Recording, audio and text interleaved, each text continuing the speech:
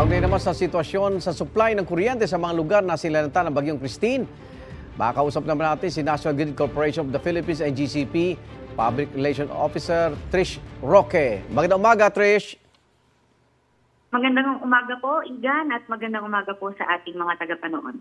Gaano karaming lugar na yung nananatiling walang supply ng kuryente ngayon?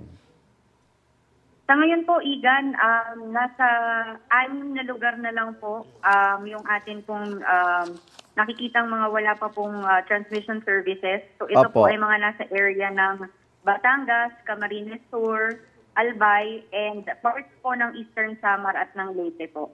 So marami nang naibalik ang supply ng kuryente? Tama po kayo, Igan.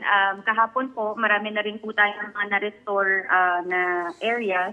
And itong 6 na mga linya lang po ito yung atin pong inaayos pa at ongoing pa po yung isinasagawang assessment at restoration efforts po dito sa mga areas na to.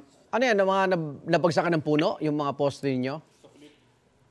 Yung iba po, Igan, dahil po sa lakas ng hangin, ay nabagsakan po ng puno yung ilan. At yung iba naman po, while medyo clear naman na yung lugar, hindi naman po maabot ng ating mga line personnel dahil po sa tindi ng pagbaha.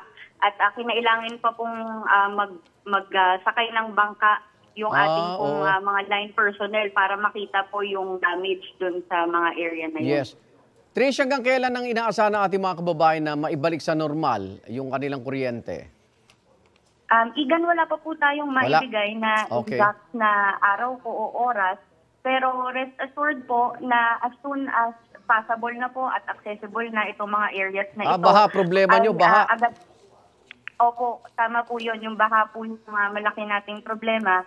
Pero as soon as accessible na po ay agad-agad naman po natin i-restore yung transmission services in this area. Okay. Maraming salamat. Ingat, Trish Roque, Public Relations Officer po ng NGCP.